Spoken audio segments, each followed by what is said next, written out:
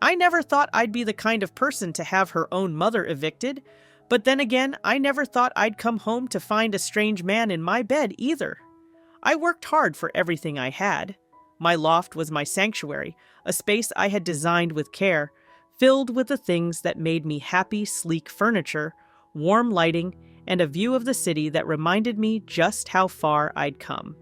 I wasn't born into wealth or privilege. Every dollar I had, I earned. While some people had trust funds or doting parents who supported them well into adulthood, I had a mother who viewed me as an endless ATM and a sister who had always been handed everything on a silver platter. My mom, Lorraine, was the type of woman who never planned for the future. She relied on charm, manipulation, and guilt trips to get what she wanted, and it had worked on me for years. I used to send her a monthly allowance, enough to keep her comfortable in the small apartment I had helped her secure. At first, I thought I was being a good daughter. I had the means, and she had always struggled financially.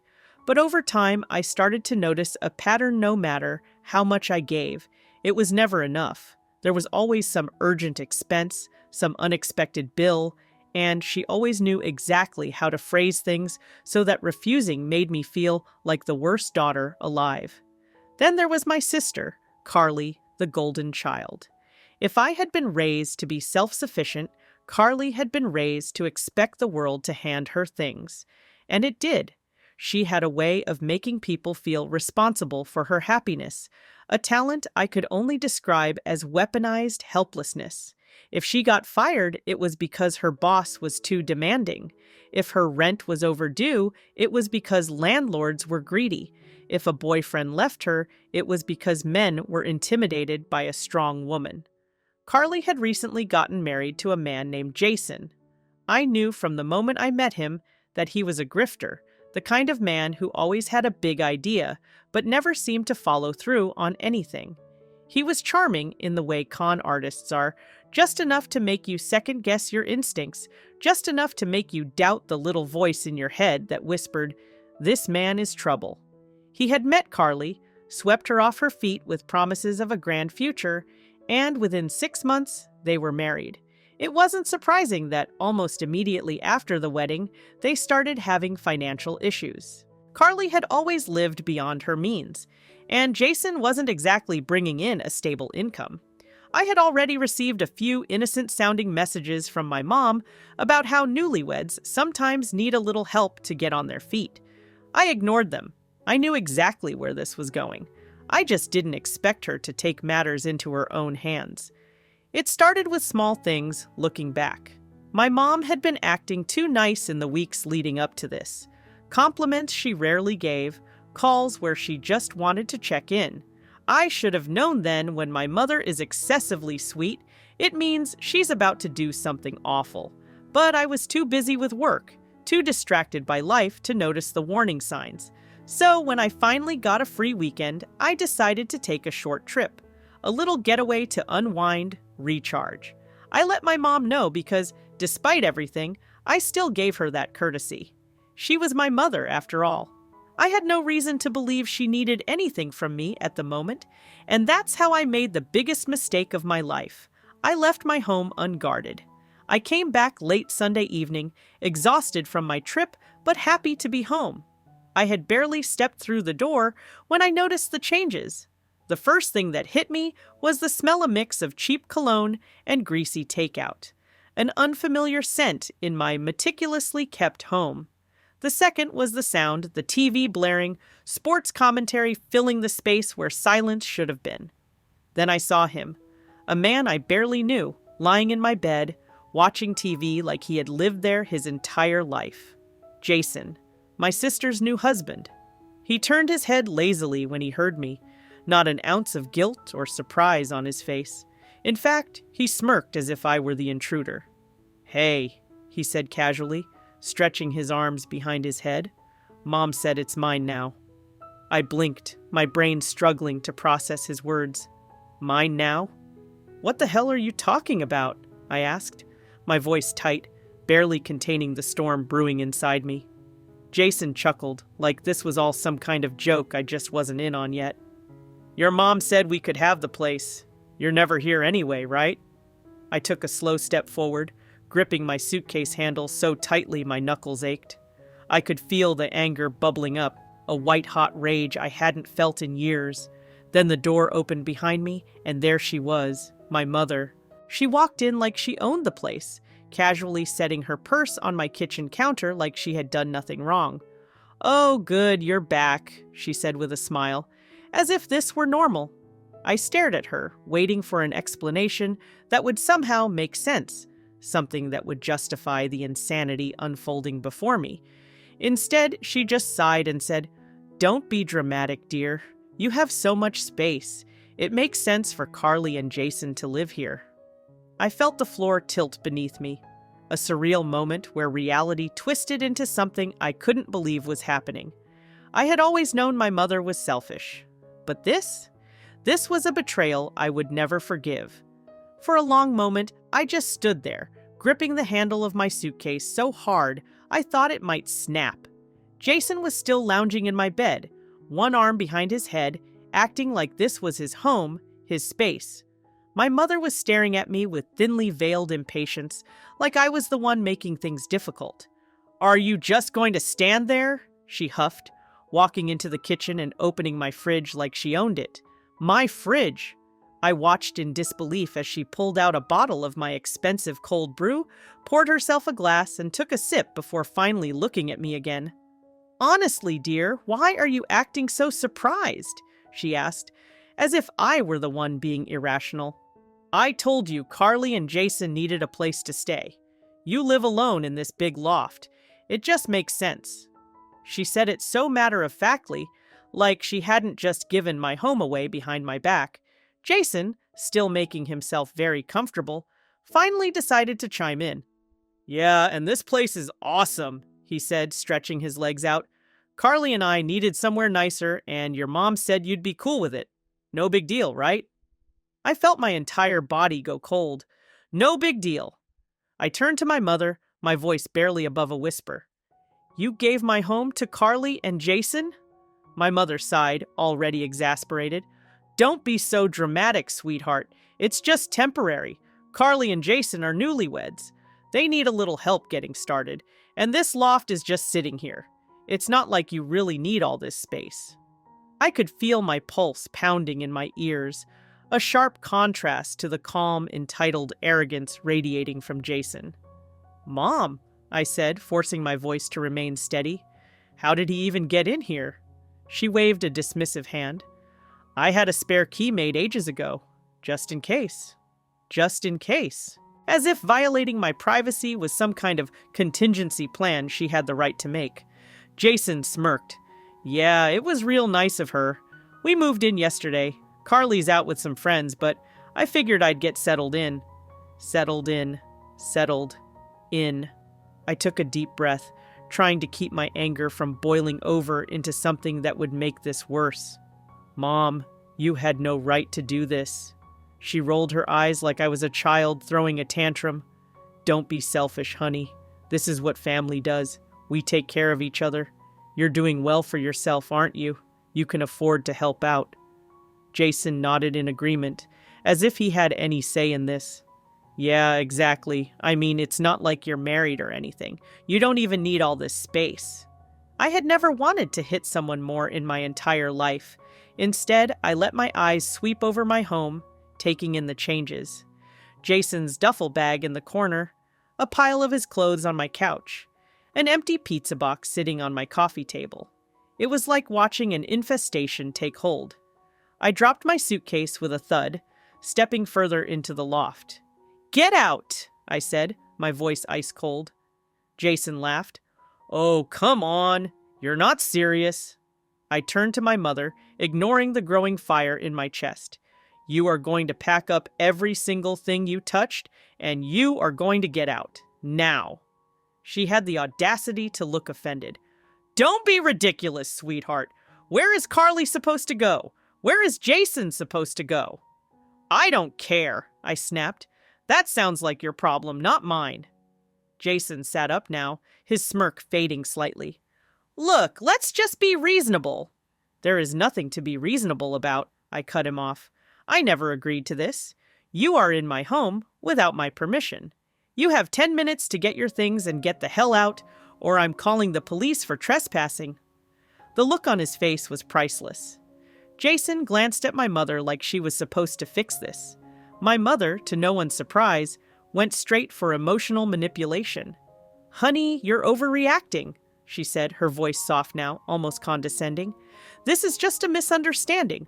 We're family. We share things. You can't seriously be throwing your own sister's husband out onto the streets?" My laugh was humorless. "Watch me." For the first time, realization finally dawned in her eyes. She actually thought she could just decide this, and I'd go along with it. Like I always had. Like I always did. Not this time. Jason stood up, his tone shifting. "You can't just kick me out, man. I live here now." I turned to face him fully. "No, you don't." He crossed his arms, arrogant as ever. "Your mom said—" I cut him off. "I don't care what my mom said. This is my home. My name is the only one on the lease. You are here illegally, and if you don't start packing up your crap, I'll make sure you leave in handcuffs." His mouth opened, then closed. For the first time, he looked nervous. "Good!" My mother, still in denial, scoffed. "You wouldn't do that. Not to me." I pulled out my phone. "Try me." Silence. A heavy, unbearable silence, as the weight of reality finally sank in. Jason was the first to crack. He grumbled something under his breath, grabbed his duffel bag, and started shoving his things inside it. My mother was furious. "I cannot believe you are treating your own family this way. You're turning your back on us." I met her glare, unfazed. "No, Mom. You turned on me first." Jason stomped around my loft like a petulant child, yanking his things into a duffel bag with exaggerated force, making a big show of how unfairly he was being treated. My mother, meanwhile, hovered at the kitchen counter, arms crossed, shaking her head in disappointment, like I was some rebellious teenager, instead of the homeowner she had just tried to rob. "You don't have to be so harsh about this," she said, her voice dripping with manufactured hurt. "I thought we were a family." I let out a short, humorless laugh. "Family doesn't move strangers into someone's home while they're gone, Mom. That's called trespassing." Jason, still fuming, zipped up his bag and slung it over his shoulder. "This is ridiculous," he muttered. "Carly's gonna be pissed." I turned to face him fully, arms folded. "I really don't care." Jason scoffed, but I could tell his confidence was crumbling. He had assumed I'd be a pushover, that I'd let this happen the way my mother always had with Carly. He had miscalculated. I pointed toward the door. "Out." He muttered something under his breath but didn't argue further. He must have sensed that I wasn't bluffing. My mother, however, wasn't done yet. She followed Jason to the door, then turned on me, voice sharp and accusatory. "You are being incredibly selfish. You know that?" she snapped. "Your sister is struggling. Jason is struggling. And instead of helping, you're tossing them out like garbage? I raised you better than this." I crossed my arms, unfazed. "Did you?" Her lips pressed into a thin line. "I cannot believe you would treat me like this after everything I've done for you." That made me laugh. A real, actual laugh. "Everything you've done for me?" I echoed. "You mean like treating me like a bank account? Like constantly favoring Carly? Like inviting a man I barely know to live in my home without my permission?" She scoffed. "Oh, stop being dramatic. You're not homeless. You're fine. You make plenty of money." "And that means I should just let you steal from me?" My mother rolled her eyes. "No one's stealing from you. We were just sharing resources. That's what family does." I stared at her, deadpan. "No, Mom. That's what leeches do." For a moment, genuine shock crossed her face. I had never spoken to her like that before. I had never stood up to her like this before. Good. Jason, sensing that my mother had lost this battle, huffed and walked out the door, muttering, "This is bullshit," on his way down the hall. My mother lingered, still hoping she could guilt me into changing my mind. When she realized I wasn't budging, She gave me a long, cold glare and finally stormed out after him, slamming the door behind her. I exhaled slowly, my hands shaking. I had won, or so I thought. The retaliation started the next morning. I woke up to dozens of missed calls from my mother. When I ignored those, she started texting. Mom, you need to fix this now. Mom, your sister is devastated. Mom, I hope you realize what a selfish brat you are being. Mom, I can't believe you'd abandon your own family like this. Mom, Carly is crying. Are you happy? Then came the social media posts. My mother, ever the manipulator, wrote a long-winded Facebook rant about how her cruel, heartless daughter had left her own mother and sister homeless. She has everything, one part read, but she couldn't even open her heart to help her struggling family in need? I never imagined I would raise someone so selfish. Oh, the comments were a nightmare. That's awful! How could she do that to her own mother? Some people forget where they came from the moment they get a little money. Disgusting behavior. Family should come first. I gritted my teeth as I scrolled through the endless pile of strangers, calling me everything from entitled to a disgrace. But then, of course, there were the comments from people who actually knew us. My aunt. Maybe if Carly and Jason actually worked instead of expecting handouts, this wouldn't have happened. A family friend. This isn't the first time your mom has done something like this. Don't let her guilt you, girl. My cousin. Y'all need to stop blaming OP. Who moves into someone else's home without permission and acts like they're entitled to it? At least some people saw through it. Then came Carly. She didn't even start with pleasantries. She just called me in a full-blown rage. Are you serious right now? She screeched the moment I answered. Hi, Carly, I said dryly. I'm doing great. Thanks for asking. Shut up! Her voice was shaking, not with sadness, but pure fury. Mom said you kicked Jason out while I was gone. What the hell is wrong with you? What's wrong with me? I repeated, incredulous. You mean besides the fact that I came home from a trip to find some random dude living in my loft? Carly let out a dramatic scoff. Jason is not some random dude. He's my husband. And? And that means he's family, she shrieked. Mom said it was fine. Why are you being so damn selfish? I actually had to pause for a second to let that level of entitlement sink in. Carly, I said, voice eerily calm, explain something to me. How exactly does me owning property mean you and your husband are entitled to it? She huffed. We needed help. You weren't even using the place. I closed my eyes, inhaling sharply. I needed her to hear this. This is my home, I said. Mine, not yours, not Mom's, not Jason's. And the fact that you thought you could just move in like it was nothing, that's insane. Oh my God, she snapped. You sound just like one of those rich, greedy... Carly, I cut her off sharply.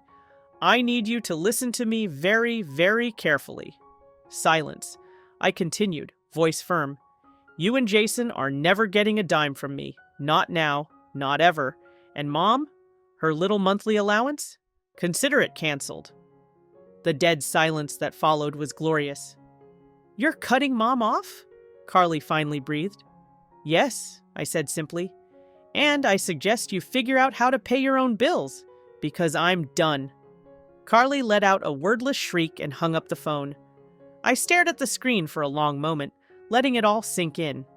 They had counted on me never fighting back, but I had. And now? They were on their own. For the next few days, the silence from my mother and Carly was almost eerie. I knew better than to think they had just accepted defeat. No, they were regrouping, plotting. They had spent their entire lives manipulating people into giving them what they wanted. They weren't about to stop now. And sure enough, the next attack came fast. It was a Thursday evening when I got a text from my building's security desk. Security. Hey, just a heads up. Your mother and sister are here, asking to be let up. They say it's urgent. I rolled my eyes so hard I almost gave myself a headache. Me. Don't let them in. I didn't invite them. Security. Got it. And then, Not even 5 minutes later, my phone started ringing. I ignored the first call, ignored the second. By the third, I finally answered, sighing. "Mom, how dare you tell security not to let us in?" she screeched, her voice nearly distorting through the phone. "Because this is my home, Mom," I said, deadpan, "and you're not welcome here." "You don't mean that," she snapped, her voice laced with venom. "We're coming up. I have a spare key." Oh, she thought she did. A slow smile spread across my face. "No, you don't," I said lightly. "What?" I changed the locks. There was a pause, then a full-blown meltdown. "You are sick," she hissed. "Sick? What kind of daughter does this to her own family? Do you want us to be homeless? Is that what you want?" "No, Mom," I said calmly. "I want you to stop stealing from me. I want you to respect my boundaries. I want you to take responsibility for your actions." "That's not what family does," she spat. I actually laughed. "Well then, I guess we're not family anymore." And I hung up. That should have been the end of it. It should have been over. But these people don't know when to quit. 3 days later, I got home from work to find my mother waiting outside my building. She had stationed herself by the entrance, arms crossed, expression livid. Carly wasn't there, thankfully, but I could tell by my mom's puffy eyes and the way she was visibly shaking that she was about to go full melodramatic victim mode. I sighed. Here we go. I barely had a chance to walk past her before she grabbed my arm, not enough to hurt, but enough to startle me. "Mom, you need to fix this," she said, voice trembling with rage. "Right now." I yanked my arm away. "There's nothing to fix." "You cut me off," she spat. "I have no money, no home. How could you do this to your own mother?" "The same way you did it to me," I said, voice sharp as a knife. "You didn't ask. You didn't care. You just decided that my home, my resources, my life were yours to take." "That's not the same," she said, her voice breaking. "You're fine. You have everything." And there it was. The real reason she was angry. She didn't care that she had wronged me. She didn't care that she had crossed a line. She just hated that, for the first time, I had said no. "I was your safety net," I said softly, "and now you don't know what to do without me." For a moment, pure desperation flashed across her face. I could see the wheels turning, her mind desperately searching for an angle, a weakness, something she could twist to pull me back in. Then her face hardened. "You are ungrateful." I tilted my head. "For what, exactly?" "For everything I've done for you," she snapped. "I raised you, I took care of you, and this is how you repay me?" I exhaled, slow and deep, letting the last remnants of guilt drain out of me. "You didn't raise me, Mom," I said, voice calm. "You survived off me." Her mouth opened, then closed. She knew it was true. And the fact that I had said it out loud, that shattered her. I pulled my keycard out of my bag and walked past her. She didn't try to stop me this time. She just stood there, shaking with rage, as I walked inside and let the doors shut behind me.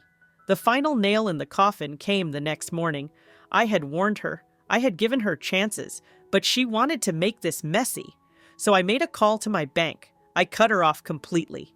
The rent I had been covering for her apartment, gone.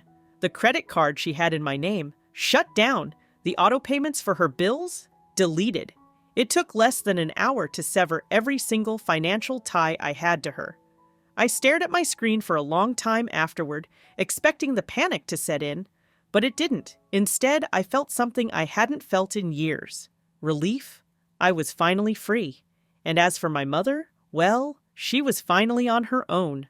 The fallout was instantaneous. I expected my mother to go into full meltdown mode, but even I was surprised by the sheer speed and desperation of it.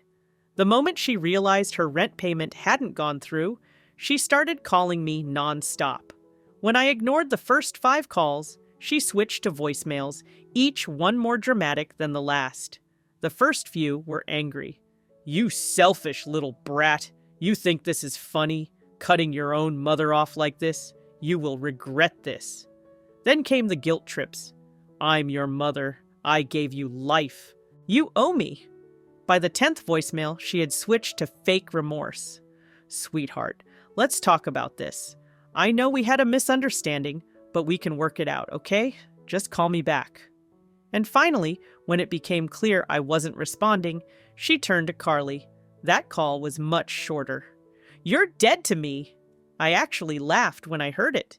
For years, my mother had used and manipulated me, always making me feel like I was being unreasonable whenever I pushed back. Now she was panicking because, for the first time, she had no control over me. Carly, predictably, wasn't taking it well either. Unlike my mother, she wasn't shy about confronting me directly.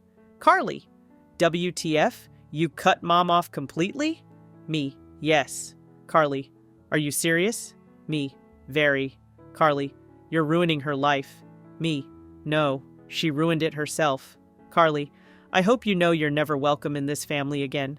Me, that's fine. I was never really part of it anyway. After that, she blocked me, as if that was supposed to be some kind of punishment. It wasn't. It was a blessing. Days turned into weeks. And slowly but surely, the noise started to fade. My mother still tried to guilt-trip mutual relatives into siding with her, but most of them had seen her pull this same stunt too many times before. My aunt texted me a few days later. Aunt Maggie, just so you know, your mom's been telling everyone you left her to starve in the streets. Me, that sounds like something she'd say. Aunt Maggie, yeah, no one's buying it. Even Grandma told her to grow up. Me, good. That was another thing that shocked me. How quickly people stopped enabling her when I did. For years, she had convinced me that if I didn't support her, she would fall apart. But now that she had no choice but to figure things out herself, she did. She found a tiny rundown apartment in a cheaper part of town. She picked up a part-time retail job, the first real job she had held in years. She wasn't thriving, but she was surviving, and for the first time, she was doing it without my help. She could have done this years ago. She just never had to. Until now. As for me, well, I was doing better than ever. I had my home to myself again, peaceful, clean, mine.